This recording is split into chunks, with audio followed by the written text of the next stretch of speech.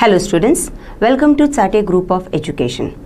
See, already we learned the chapters of political science. With the help of following points, we are revising the two chapters or the two lessons in this video of political science. So, we'll start with the help of the following points. See, the first chapter, the first lesson's name is Working of the Constitution. I think in 7th standard you studied what is meant by Constitution. It is a book which contains a lot of rights, freedom, provisions and the facilities. In this book, these things are safeguarded. So all these things we studied into the 7th standard. So we are revising with the help of this chapter about our Indian Constitution. Indian Constitution is a blend, is a mixture of many countries' constitutions. Dr. Babasaheb Ambedkar is known as the architect of Indian Constitution. His contribution is praiseworthy or well known for making Indian Constitution. So which things are very important, which aspects are very important in Indian Constitution? With the help of the following points, we'll start this video. See, first of all, Indian Constitution, secular, democratic and republic. See, Indian Constitution is based on these some principles. So one of them is, first of all, secular. India is a secular nation, means here no any religion is superior and no any religion is inferior. All religions are equal. Next is democratic. Democracy is for the people, by the people, of the people. Nowadays, many countries accepted this democracy for running a country's government in a smooth manner. So India's democracy is the largest democracy in the world as well as in Asia. Next is republic. See, a particular state, a particular country is ruled by the representative who is elected by the people or the public of that nation. So Indian democracy is based on these three important principles. Next we have three areas of Indian successful democracy, or you can say three spheres of Indian successful democracy. As I told you that earlier, that India's democracy is the largest one. Indian democracy is the largest in world as well as in Asia. So which are these three spheres or the areas of Indian democracy or the successful democracy?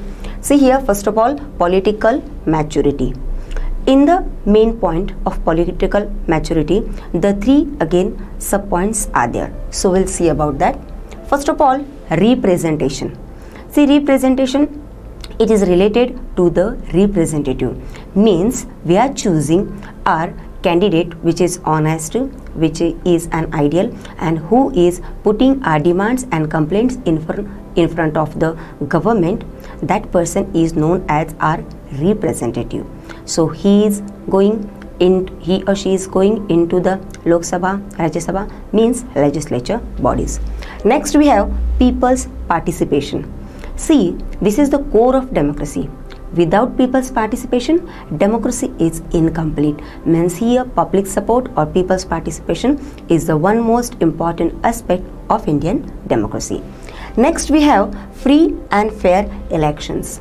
Conducting free, fair and reliable elections is the one most important characteristics or the feature of Indian democracy.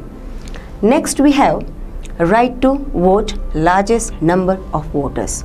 See, after completion of our age 18, we are getting a right, that is right to vote. So India is the country who is having largest number of voters, isn't it? So this is called adult franchisee. Earlier this was the age of 21, but due to some provisions the age became 18. Next we have decentralization of democracy controls misuse of power. It means due to decentralization of power, it is controlling on misuse of power by the government here. So under this, the three important components come, which are that union government, state government and local self-government bodies. See, the power is vested in the three system, in the three these aspects. Union government is the apex, state government is related with the state and the local self-government bodies which are working at the local level. Example, Gram Panchayat, Panchayat Samiti and Zilla Parishad. So the power is vested in the three system. Next we have RTI 2005, interaction with the government, means right to information. In the 2005, the one most important law was enacted, act was enacted, that is RTI.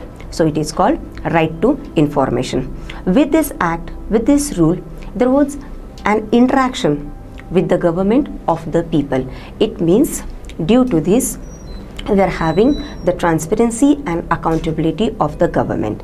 So related to that, this is the one most important act. Next we have the social justice and equality. See, we studied about the political maturity, the first point.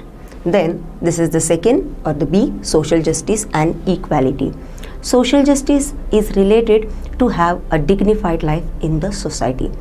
We all are equal in front of the law, whether you're belonging from any caste, creed, religion, race, gender, whatever. So we all are equal in front of the law. See, ending discrimination in social status, putting an end, ending or uprooting the discrimination or the differences on the basis of caste, creed, religion, place of birth, then any community. So end these kinds of discrimination and will have a good and dignified life in the society. Next we have policy of reservation of seats. Some people or some communities who are deprived from the society. So they are deprived from many privileges or the facilities which was started by the government. So here by the Indian Constitution, many provisions and some important facilities were offered to some deprived people which are in the Indian society. Next we have provisions, the scheduled caste and tribes, SC or ST. It is also related with the Prevention of Atrocities Act. Means this SC or ST, sometimes they are suffering from the atrocities, they are suffering from the harassment or exploitation. So here this SC or ST, this community, they are coming together and they are demanding about their rights and their freedom. So by the Constitution, it is also started provisions and facilities for upliftment about themselves. So scheduled caste and scheduled tribes. Next we have provisions for minorities, means facilities started for minorities. Now you are thinking, who are minorities? See, in India, Islamic, Christian, Jew, Parsi, Zoroastrian, these people are called minorities. So some schemes, some provisions started by the government, and it is also written in Indian Constitution. So for the minorities, they would also get the job opportunity as well as means employment as well as education facilities.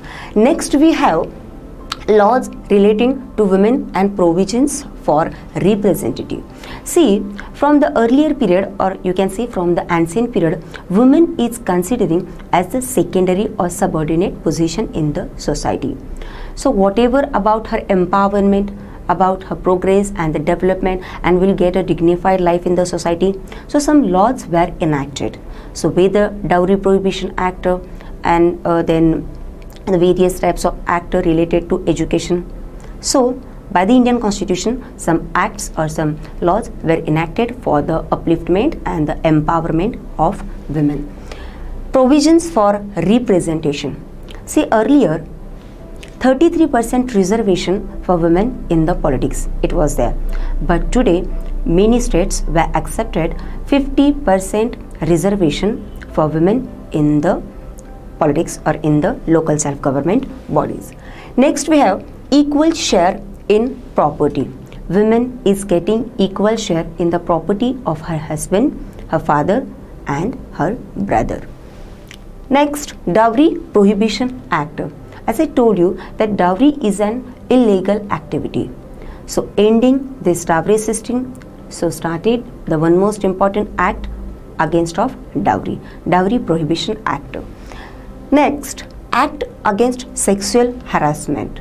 As I told you, some acts were enacted for the empowerment of women. So one of them is Act Against of Sexual Harassment and Act of Against the Domestic Violence on Women.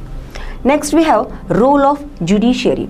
Montesquieu has put forth the theory of separation of power, that is legislature, executive and judiciary. Making laws is the one most important task of legislature. Implementing those rules or implementing the laws is the task of executive, and the judiciary, they are just giving the proper judgment or the justice. So Indian judiciary is a one most important part of the Indian democracy. So strengthening democracy, the role of judiciary is the vital part. See, we have basic framework of the constitution. It means constitution is a dynamic, constitution is a living document. Whatever the rules, whatever the articles in the constitution, it can't change. Means the basic framework of the constitution can't change. Next we have significant judicial decision. See, whatever the decisions by the Supreme Court, by the High Court and by the Supreme Court, those decisions are very important.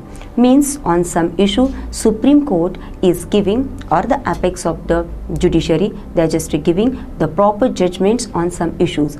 Issues related to child empowerment, then women empowered and many more issues. So here we completed the first chapter's revision. Now we are moving to the second chapter, that is known as electoral process.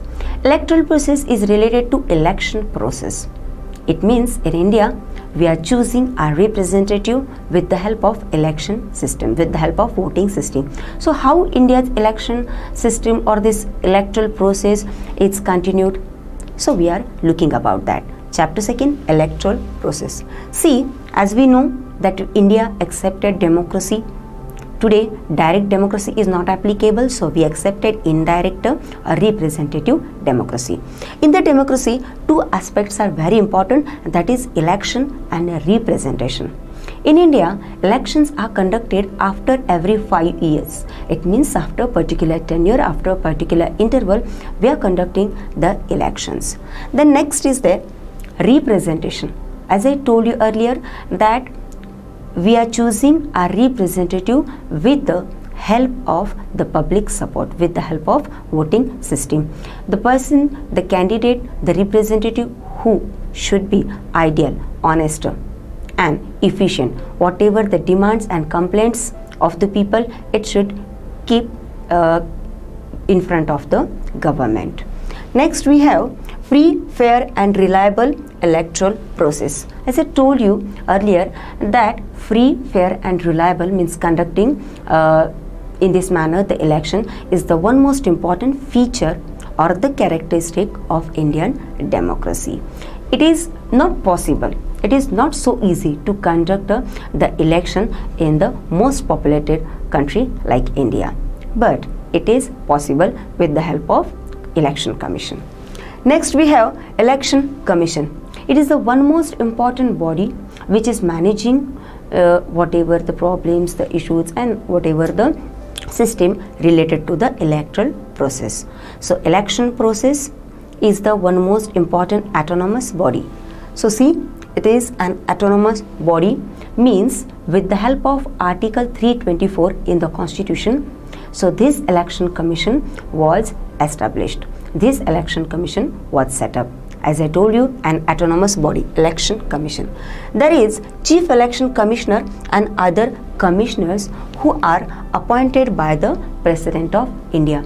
Means mainly Chief Election Commissioner is handling all the matters related to election and supported by the two other commissioners. So these members are elected by the or nominated by the President of India.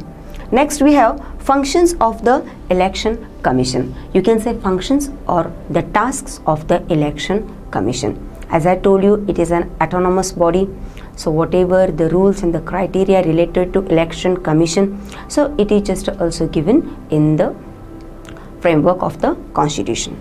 See here, first of all, preparing the voters list. India is the biggest country or in the term of voters. So after completion of our age 18, we are getting a right, that is right to vote. So updating the list and filling the forms of the voters. So this is the main task or the work of Election Commission. Next we have second task or the function, deciding the timetable and program of election. Means deciding the timetable of election, how to conduct the election or when to conduct the election or in which stages conducting the election. So all those things managed by the Election Commission. Next we have scrutinizing of the application of candidates. Means whatever the forms filled by candidates, it is scrutinized, it checked in the proper or in the authentic manner by the Election Commission. So scrutinizing the application of the candidates. Next we have giving recognition to political parties. Here recognition means you can consider symbol or the signs for the political parties. You know, India is a multi-party system. In some countries one party system, in some countries there is two or bi-party system, but India accepted multi-party system. So for the political party, giving proper symbol or the recognition, this is also one most important task or the function of the Election Commission here. Next we have resolving disputes relating to elections. Before the election, during the period of election and after the election. So many times in supporters or followers or in the political parties, some issues, some problems arose. So related to that, Election Commission is handling all the problems, all the issues related to the election. Next we have Code of Conduct. What is this Code of Conduct? Many times this question asked for board exam. So this is very important question. Code of Conduct.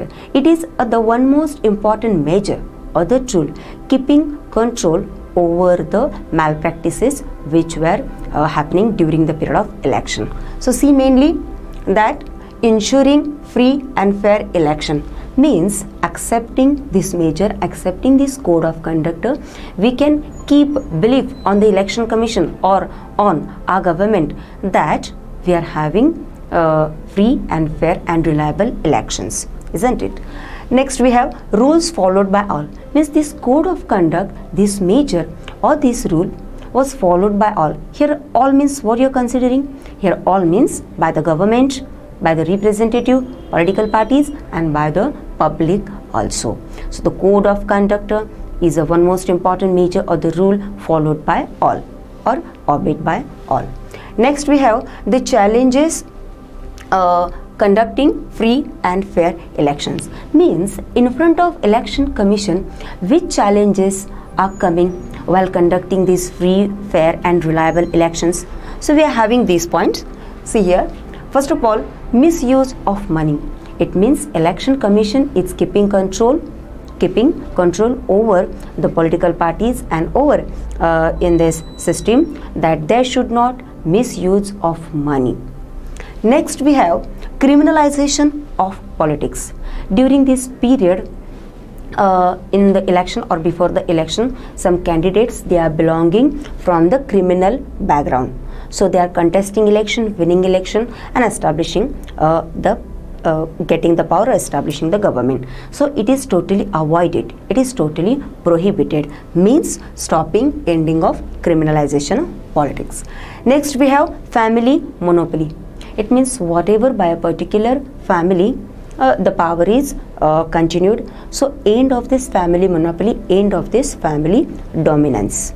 This is the main important task or the responsibility of Election Commission. Next we have violence during elections. As I told you that Code of Conduct, and this is also the one most important task of Election Commission, that stopping or ending violence or riots before, during and after elections. Next we have electoral reforms. See, increasing participation of women in politics. As I told you right from the beginning, women is not getting the equal status as like men in the society. So Indian Constitution prepared some laws and acts related to the empowerment of women. So 33% reservation, earlier it was for women in the politics, but nowadays many states accepted 50% reservation in the politics or in the local self-government bodies for women. Means now women also can live a dignified life as well as getting share in the property and having some rights and acts for the empowerment. So avoiding candidates having criminal background. It means, as I told you, what type of reforms means we are seeing that. So avoiding the candidature for criminal background. This is also the one most important task for the election commission. Next we have from ballot boxes to EVM machine. You can see with the help of this picture what is meant by or how this EVM looks.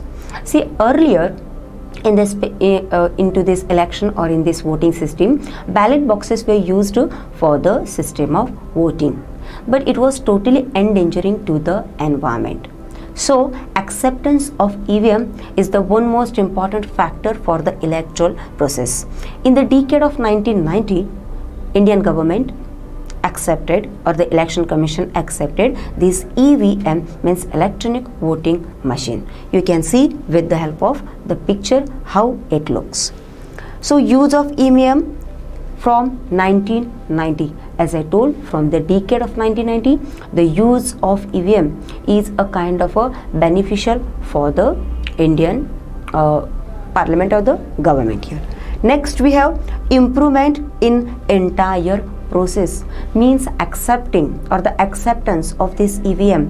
It is a kind of a beneficial or advantageous for the election process.